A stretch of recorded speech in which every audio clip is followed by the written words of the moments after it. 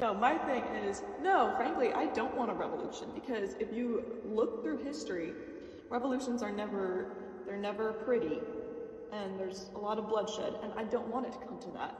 But my point is when are we going to be fed up? When are we going to be done? When are we going to put a stop to it? We, the American people, because if this follows its trajectory, it's not for the American people. And my thing also is, if I get drafted, or if my husband or my kids get drafted, can we go to war knowing that we're fighting for a constitution we believe in, and the constitution that this country was founded on? The country was founded on Christian values. Check your history books, buddy. I usually don't write notes, but I want to make sure that my facts are right. So let's talk about the actual history of the United States of America, okay?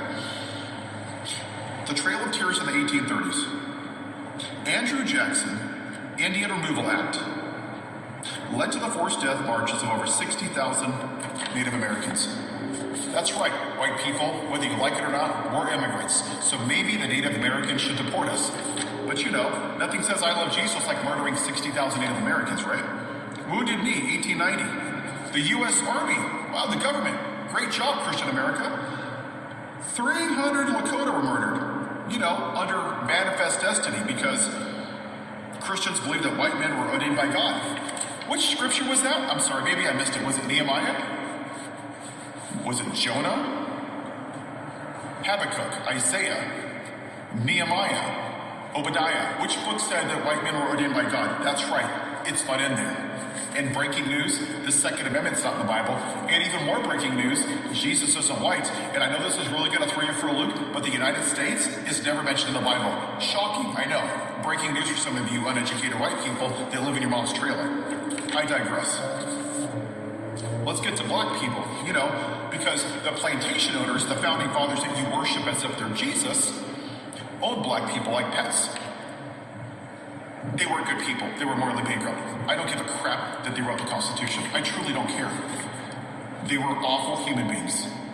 They treated black people less than. And they designed this country to benefit 21-year-old landowning white men. And black people were only worth 3/5 of a white man. I'm going through my Bible to look at James and Paul and Corinthians and Galatians, and I can't see where a black person was less than a white man. So maybe some of you MAGA red hatters there, you cult members, can tell me where that's right. It's not in there. But you don't care about that, do you? Because you just want to weaponize the Bible. You know what's really gross? And there's a lot that's gross about the history of this country. Over 4,000 lynchings. And looking at pictures, it's sick. I would see people hanging from trees. And all these white people dressed up in their nice clothes, like they were going to park to listen to a concert. Just walking around. They're just hanging from the tree. Such a great Christian nation, right? Such great Christian values. The Tulsa Massacre in the 1921, 300 black people were murdered because, you know, God forbid black people have the right to have, you know, to be successful and want to get ahead in life and be equal to the white man, because God forbid that would be an atrocity. Rosewood, 1923, an entire town was burnt to the ground by white vigilantes. You know what's fascinating?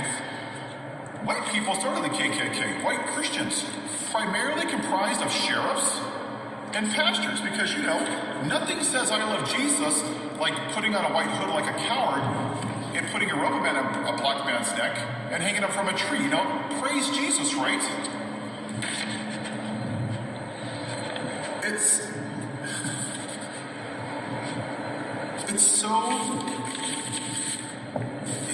so disgusting